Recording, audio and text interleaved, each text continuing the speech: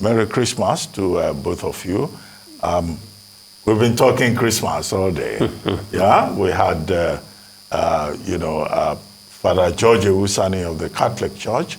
We also had Archbishop Ogumuyiwa, also, a Christian leader, and the immediate past director of the Ecumenical Center in Abuja.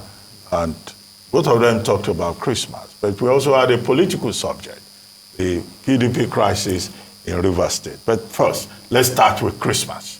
And Professor Akintenewa, let me start with you. Because I know you are also a church leader yourself, even if you may not want the public to know. Well, I'm a superior evangelist, the Celestial Church of Christ. Yes, sir. And I still remain the registered secretary of the Board of Trustees of the church. So we are very conversant with the issues of Christmas and the discussion. Basically, I agree in toto with Reverend Father Ewusani. I agree in part with the Archbishop Peter Ogumuyiwa, and to a very limited extent, I will agree with Prince Uche Secondus, because at the end of the day, he opted to assign responsibilities, to leave questions to be answered to others, rather than attempting discussions. First of all, as regards the submission of Father Ewusani, he made a number of good points that are very thought-provoking. He did ask, for instance, that how will a professor, an academic professor, be paid 400,000 naira per month as salary, and then politicians will be going home with millions. That's a misrepresentation of values, and it's a major obstacle to national growth and development. He did mention also that President Buhari can, for whatever reason, say whatever he has to say, that what he has said does not reflect, the situational reality on the ground. This is a very pertinent observation that cannot be easily jettisoned. I agree with his observation that leadership, is an expression of service. Exemplary, leadership is what is required. And more importantly, he said in a democracy, there is nothing like a kingship. It's not a question of having a king and then you have the subjects now responding to the king, but that we talk about fellow citizens. You see, these are critical observations that should be expatiated upon. And in this particular case, my position here is that when our president is talking about the nexus between, hope, humility, telling us, advising us. And if Ewusani can tell us that, look, we should be talking about leadership, I cannot see how, for instance, President Buhari can be talking about national unity, asking us to be humble, to be hopeful, and so on and so forth. The point there is that President Buhari himself, to what extent can he say that he is providing any exemplary leadership, giving us humility, giving us hope, when what is on ground in Nigeria here is such that where everybody has become hopeless. For instance, here, hope, humility, and grace. I want to submit here, I want to argue that hope, humility... It's Christmas Day, it's not a day for arguments. No, yes, no. When we were told that Christmas is about love. Yes. Now, what is love? Does love mean you should be telling lies? Does love mean that you should not be realistic? Look, love is not simply about altruism, whereby you can buy a pot of gari, you go and give, you donate. No, love is basically predicated on sincerity of purpose. Jesus Christ is sincere, is honest. It is honesty that comes before humility. So we should not misrepresent all these things. Now, you see, Ehusani provided a good analysis of the problems in the society, trying to explain why that particular love we are talking about is very difficult to exist. Now, for instance, you are talking about love. Does love imply injustice? There is injustice in the system. Injustice in the system. When he is talking about an island of affluence in a sea of poverty, it is the same thing here that we are witnessing. Now we come to Ogumuyiwa. Ogumuyiwa now is saying that, look, the opportunity in Abuja this afternoon does not give room to raise the issue of persecution of Christians, etc. Possibly it can be true. But if you are invited to that type of activity, event, at the highest level, and you, as a high representative, or even high commissioner, or ambassador, or roving ambassador, if you cannot draw attention to the most critical obstacle in your life and your people, then I think they just gone there to dine and wine. It's an event that's not worth it. Please, there's nothing like saying another opportunity, he used the word fora, will be provided in the future. When the man who invited you himself said this is his last opportunity, and he's asking you to come. Please, an ambassador, a good ambassador, must capitalize on every available opportunity to make a case.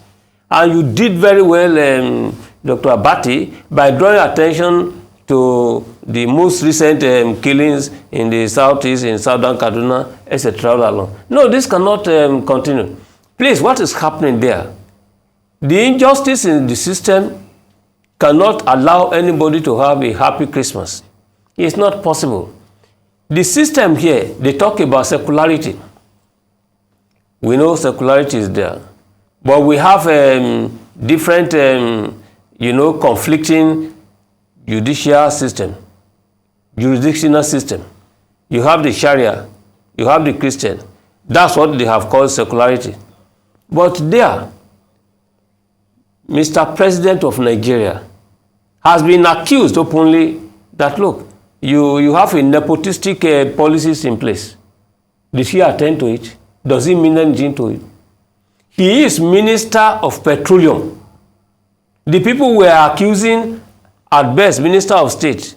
So please, all these issues, in the context of Christmas, I want to say that if you want to love, please,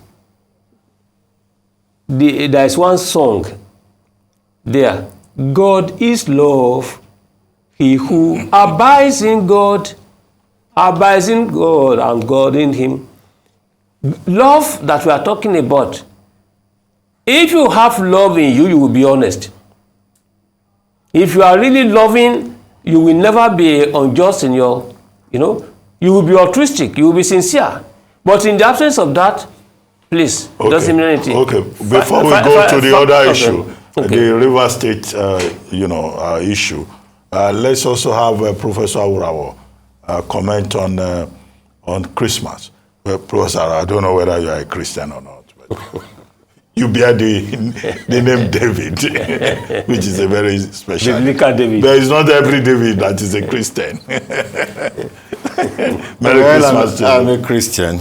I'm a Christian. But I would like to focus more on Jesus, the life and times of Jesus, and not so much on Christmas.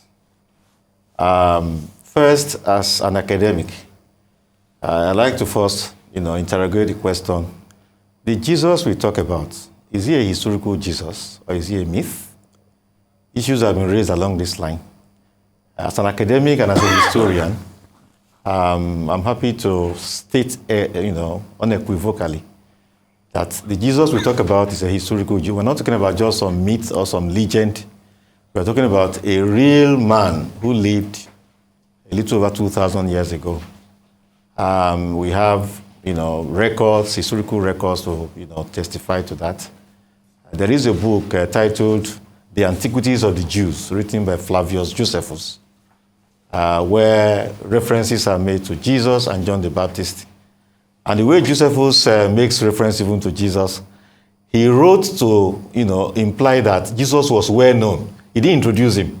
He just wrote about him, stated a few things about him, and referred to, Jesus' encounter with Pontius Pilate.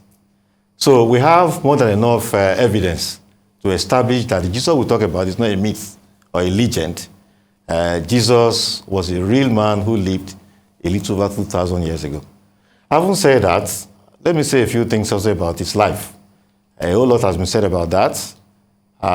Jesus lived a humble life. He lived an exemplary life. Everything he did was dominated by love. And that is why Jesus has remained so important until contemporary times. The historian A.G. Wells raised a question in one of his works. He says, how do you measure a man's greatness? And he answered his own question by saying, a man's greatness can best be measured by what he lives to grow, and whether he leaves others thinking along fresh lines with a vigor that persists after him. After stating all of this, he says, by his own analysis, Jesus comes first. That there is no, by the index he provided for measuring great men, he says, Jesus easily comes first. Which is why 2,000 years after the man's death, people are still willing to die for him, even when they never saw him. So Jesus' life is exemplary.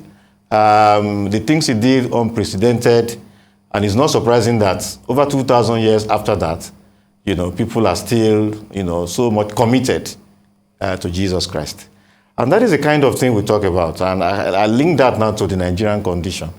So many religious people in Nigeria, they go to church, people go to mosque, and this question has been asked by, several people. And why do we have so much badness in the country? Despite the fact that almost everybody, one way or the other, claim to be, religious. Nearly half of Nigerian population is Christian. And of course, almost the other half, Muslim, and a few enemies here and there. Even the enemies to have commitment to some, values, ideas, and ethics. Yet the country is as it is. So that is a question that individual Nigerians must ask themselves, especially Christians, since they are talking about Jesus Christ. Because to be a Christian is to be Christ-like. And if you say you are a Christian, and some people are celebrating his birthday or something, you ask yourself, how Christ-like are you as a person? The more we are able to answer that question in the affirmative, I'm Christ-like, the better Nigeria will be. We won't need to go too far to have a good country if people who profess to follow Jesus really live as Jesus lived. We say Christmas at the time of hardship, yes, really, really hard. Professor Kinera just made the point. A country where, the legislators, we hear about what they earn, some figure of 30 million, they deny it, but some honest among them have said, well, we earn something between 25 and, can you imagine that? So let's even put it the lowest they have ever admitted, 25 million. A professor, it was 416 when we went on strike. It's now 414. I just got the alert to my salary a few days ago. 414,000 maximum for a professor. It is just it's incomprehensible. We should be ashamed to be talking about this. That a professor earns $600 and some $700, a month. There is no other country, I keep saying it, no other country on planet Earth where we have such ridiculous pay for professor. And you know, the morale is very low in the university. That's one thing the government must pay attention to. Very, people are not willing to work. And they say, work for what? In fact, those who are working hard say, we are doing it because we see it's a humanitarian service, not longer working for, you know, a decent pay. These are things that must change as we move ahead before the next government comes. And when the next government comes, these are things that the next government must focus on. And then look at corruption. The EFCC chairman, you know, just said a few days ago that they've recovered 30 billion from one person. 30 billion from one person. They may still, maybe they will recover the 100 billion by the time they are done. This man from whom this amount is recovered, where is he? He's free. He's fully bargaining. And he will just, you know, give small to government. And after a while, attention will shift to something else. These are the things wrong with Nigeria. And that is why the poverty has expanded, the poverty has escalated. And these are things that President Buhari must focus on before he leaves. It is not enough to say, oh, what I'm doing, people are not appreciating, I've done my best, my utmost, they are not appreciating it enough. It's not enough to say that. You must do something to address the problems the country faces. I will just come in now. Total, no fuel. Mobile, no fuel. NNPC, no fuel. In fact, in the car we brought, the thing is all entering red. We don't know where we get fuel to go back home. These are the things we are talking about. And these are the things that Reverend Hosani talked about. We can't have a country. So President Buhari must do more to address these problems rather than just all the time saying, oh, I've done my utmost, I've done my best, and they are not appreciating it enough. That is not, a president is elected to anticipate problems and then resolve those problems so that the citizens of Nigeria can have a higher level of life. And the quality of life can be higher. Archbishop Ogumuyiwa told us what he considered very important in the meeting they held this afternoon at the presidency. He did tell us here that President Muhammadu Buhari will want to return to Daura, that's where he has his house, and that we feel comfortable there and be cut off from Nigeria. That's what the Archbishop... Let me add something to what you have just said. You see, people talk about living modestly is one thing. Capacity and ability is another. To deliver precisely. Yes. Look, somebody may not be corrupt. His incapacity and inability may be worse than somebody who was corrupt. Being corrupt. Yes. Okay, because we lose a lot when somebody is not able to handle the problems, the challenges we are confronted with. Okay, gentlemen, let's take the other subject that we addressed in the course of the program, which is the PDP crisis in Rivers State, with Governor Wike sealing off the campaign office of the PDP presidential candidate. And, you know, all of that crisis and the implications for the 2023 elections. I'll start with you this time around, Professor Awurawa. Well, I will say that whatever the reason for the action of Governor Wike is regrettable. I teach political history of Nigeria since the 20th century. And one thing that is concerning is the issue of politics of bitterness. If you look at Nigerian political history from 1961, when Nigerian leaders, politicians began to manifest tendency towards politics of bitterness, that's when Nigeria began to turn topsy-turvy. Those issues that started with 1961 were not resolved, and they led to the Civil War. And since then, Nigerians have identified politics of bitterness as a major issue that must be avoided. I mean, that is why I'm concerned about what has happened in Rivers. I hope, they say they are negotiating, they are discussing behind closed doors and all that. We hope that they will resolve it and there will be more tolerance. There's something I like about what Prince Uche Sekondu said, that he doesn't want to join wars, he wasn't really talking so much about the issues because he said he didn't want it to be nasty. That's how it should be. There should be maturity, there should not be nastiness. But for Governor Wike, we'll pray and hope that he will tone down the heat and be more tolerant so that people can come campaign. If it is to get people not to vote for Atiku, the thing might even backfire. Because when people perceive that somebody is being persecuted or being ill-treated, they tend to say, oh, okay, that is the person we want to now go for. So it should tone down, it should relax, it should be liberal, it should, be accommodating. Let people come, let them campaign, let people be allowed to vote for whoever they want to vote for. and whoever emerges should embrace everybody so we can forge ahead. So that is just my comment regarding the PDP, and we hope that PDP will be able to put its house in order and do well in the election. But if they are able to resolve their differences, that's another issue. Therefore, Governor Wike, he needs to be more tolerant, more accommodating, so that there will be stability and peace in Rivers, and the election can go smoothly as we expect. Professor Akintenwa. Politics of bitterness. What really is it? How do you define bitterness? From whose perspective? Politics of bitterness, because you are running away from it, that's why Nigeria cannot move forward. If, for instance, you decide to fight societal indiscipline, if you are fighting injustice, if you are fighting unfairness, and in the process of doing this, you are embittered, why should anybody advise you, for instance, to keep quiet, to withdraw? Because people are looking at what Wike had said, that look, there will not be any way forward until, for instance, Ayu, the national chairman, is forced to resign. The emphasis should not be on resignation, but why insistence on resignation? You see, we are in a system, we are in a country whereby lawlessness is allowed to prevail under the pretext of avoiding politics of bitterness. Please, in Nigeria, you need to be very bitter in order to bring about orderliness, bring about justice.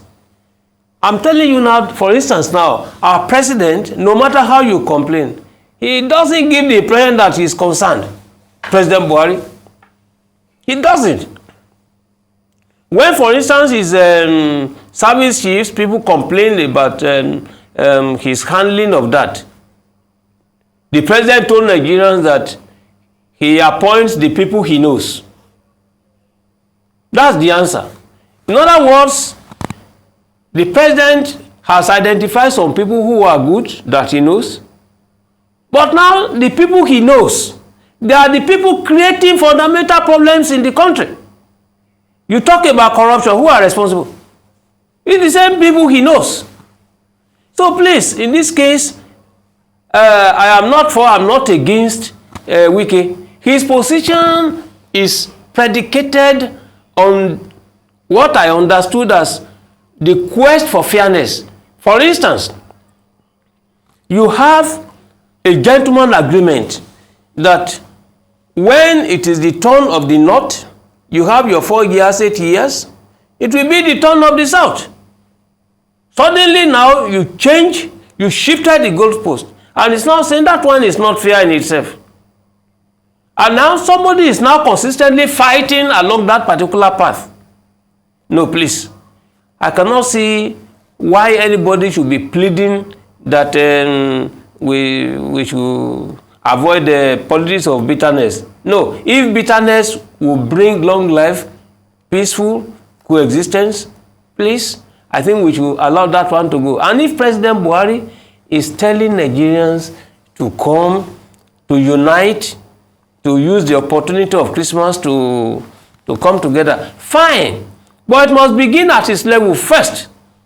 You must not be preaching to others what you yourself do not believe in or you are doing. Victor Wifo said, do what I say but not what I do. What President Buhari is doing itself is not encouraging in this particular case. He must change his policy that, look, indivisibility of Nigeria, non-negotiability of Nigeria's national unity. If you hold on to this type of philosophy, and when we know that in international practice, that please, there's nothing like a non-negotiability. When you refuse to accept the principle of non-negotiability, people will resort to use of force. Well, So in this case, when he agrees that we need to dialogue, but not on the basis of the rigidity of one side of the president. Then there will be national unity, there will be love, there will be justice, there will be fairness, and that's how we can go about it. Well, Professor Akintayo, I accept that the law frowns at the politics of bitterness, the politics of hate, the politics of violence, and the Electoral Act is very clear in this regard. The only problem we have is that the politicians themselves do not or have not read that Electoral Act. So you find a lot of bitterness all over the place. And the law prescribes sanctions. Those sanctions are not being enforced. So there's no way we can rationalize the politics of bitterness or intolerance.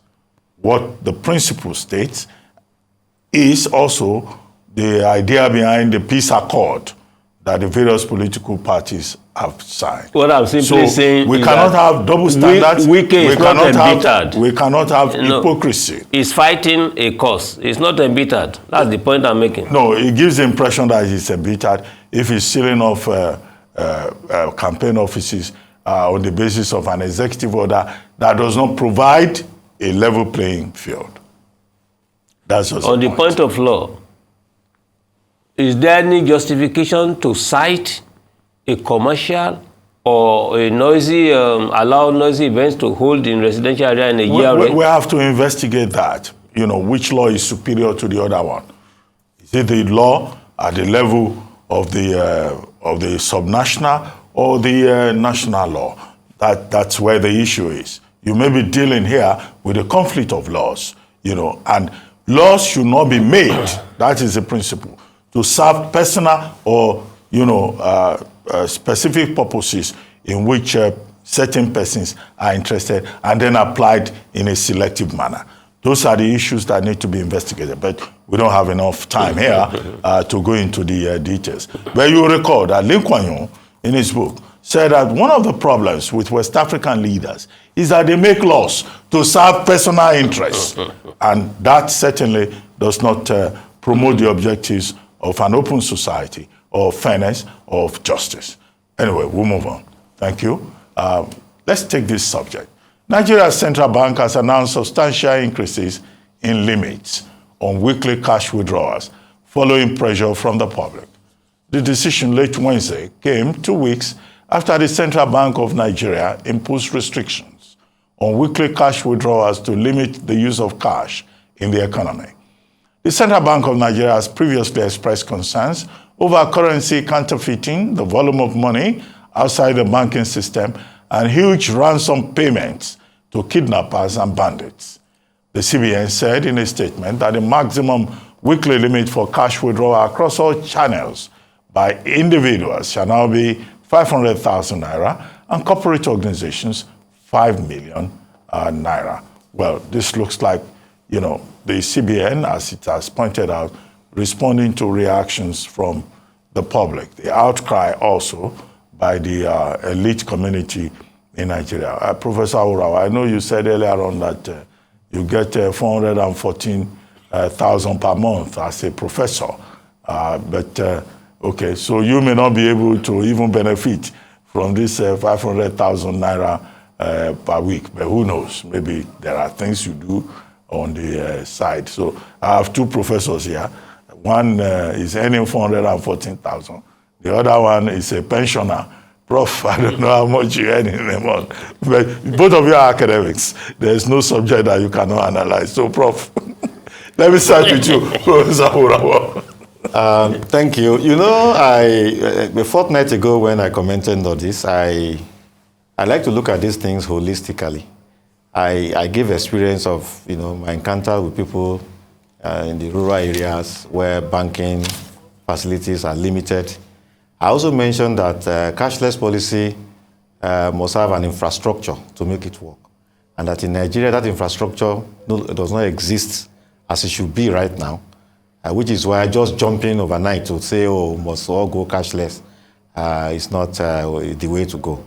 And we encourage the CBN to increase you know, the amount stipulated per day and per week.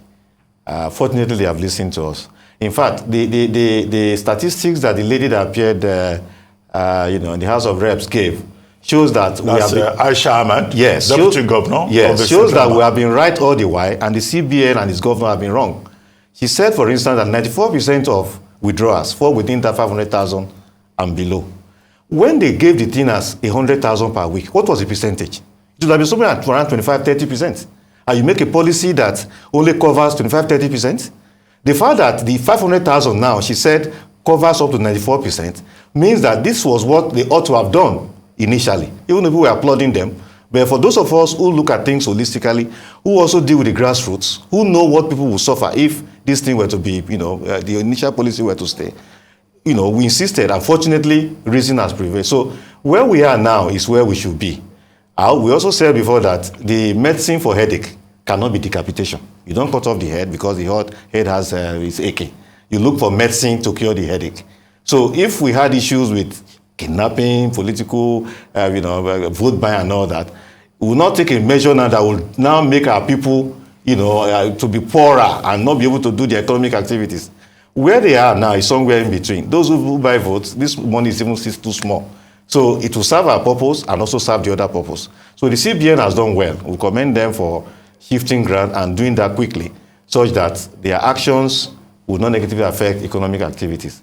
We hope that policies moving forward will be subjected to, analysis, scrutiny. The lady also talked about research, based on facts, based on research. We want them to do that more. It's only when they do that more that they will be able to fulfill their objective as,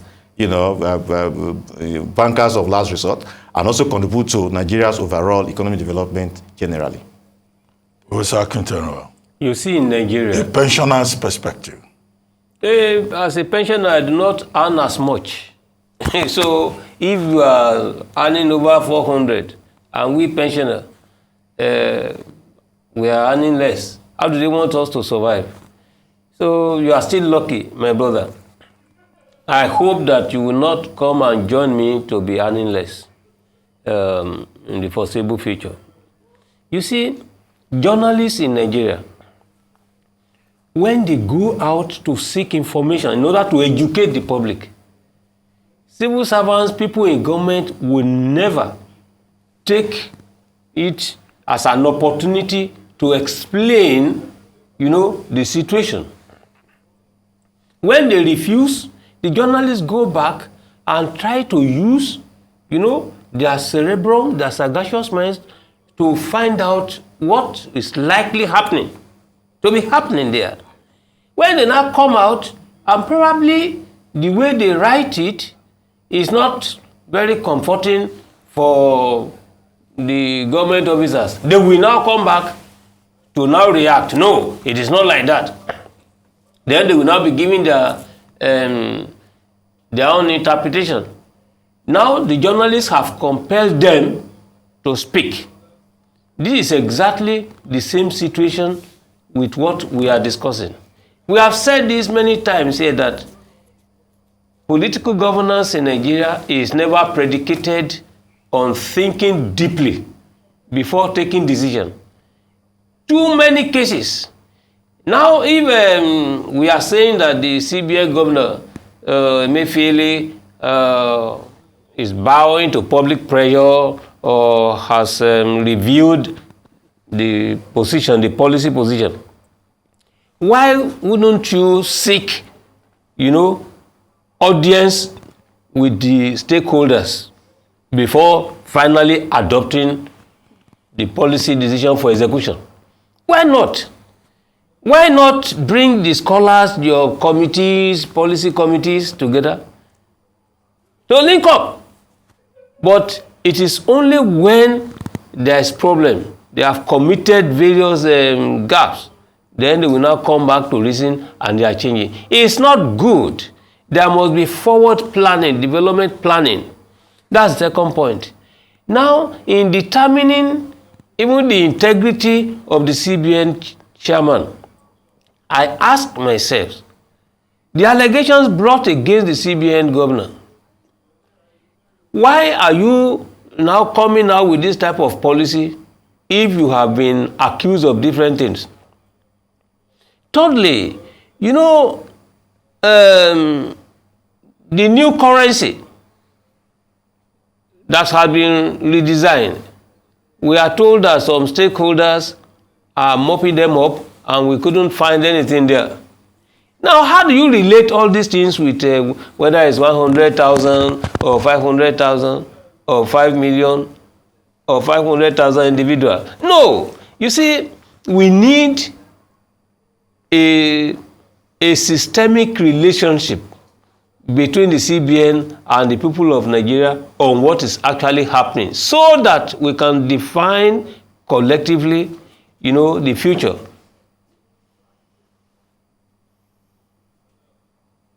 Okay, well, thank you very much, Professor Akintenuwa. We'll take a short break now here on This Day Live, the Sunday Talk Show. When we return, the conversation will continue. We'll be right back. Stay with us. Welcome back to This Day Live, the Sunday Talk Show here on the Arise News Channel. With me, I still have Professor Bola Akintenuwa, Director General, Bulitac Center for International Diplomacy and Strategic Studies, and Professor David Awurawa, Professor of International Relations and Strategic Studies at the University of Lagos, Nigeria. The Governor of Lagos State, Babajide Sanwo-Olu, this past Wednesday, inaugurated the first phase of the Blue Line Rail project in the state. Sanwo-Olu's Senior Special Assistant on New Media, Jubril Gawat, made this known on his Twitter page where he shared photos and video from the ceremony. The Blue Line is one of 7 Lagos metro rail lines spanning from Marina to Okukumaiko. The first phase of the infrastructure works for the rail project Marina to Mile 2 has been completed. According to Gawat, the first phase of the infrastructure works for the rail project Marina to Mile 2 has been completed and was inaugurated on Wednesday. We used to use Lamata as a test board to go on a lot of World Bank study tour to understand, to appreciate of what public transportation is all about. And Dr. Mebriola used to make Yanga because he came from TFL in London then to say to us that this is what, and I said to him that don't worry, Lagos someday will be like this. Lagos that day is here and is here to witness it, and we're all here to see it. I want to acknowledge and thank the visionary leader of our leader at that time. And like I said, we were part of his cabinet and we're watching and we're seeing, we're studying. And today we can see that that seed has grown to become the biggest transport infrastructure in the entire sub-Saharan Africa.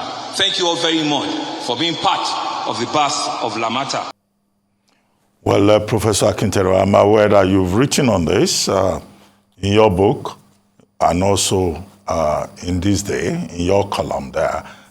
Is this reality or political gimmickry ahead of the 2023 elections? And what's the significance of this event? No, I do not think it's a political gimmick. It's a reality. It's very serious a project, and it should be specially commended. But in the commendation, there must be a caution to the commendation. Some lessons should be learned from the past. When Lateef Jakande mooted the idea of a Lagos metro line, by that time, he made it clear to the federal government of Nigeria, that was under Shehu Shagari before he was ousted by President Muhammadu Buhari. That time, Jakande said Lagos State was solvent enough to fund the project.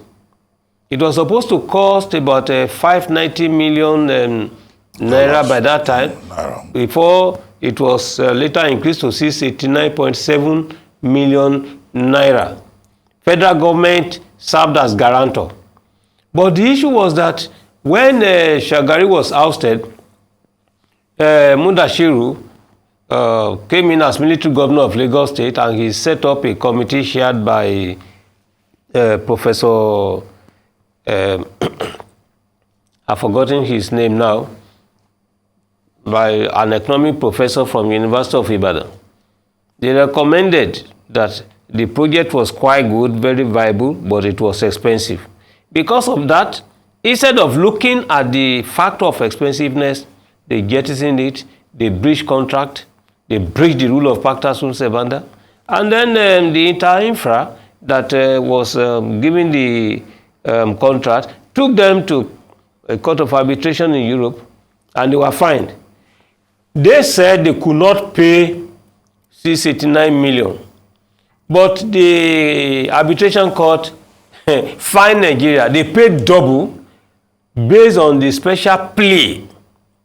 And I'm saying that, look, what we should have had as far back as 1986, we are just having a sort of replica under Sanwo-Olu in 2022, just about almost 4 decades. The lesson there is that, please, for God's sake, we must always learn to negotiate, to consult, to be very sure before coming with any policy decision.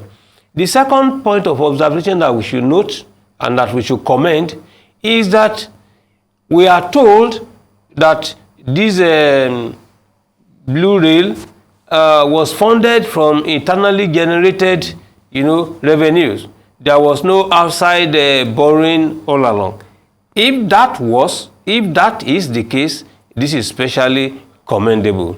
And finally, Sanwo-Olu is also coming up with the 4th mainland bridge.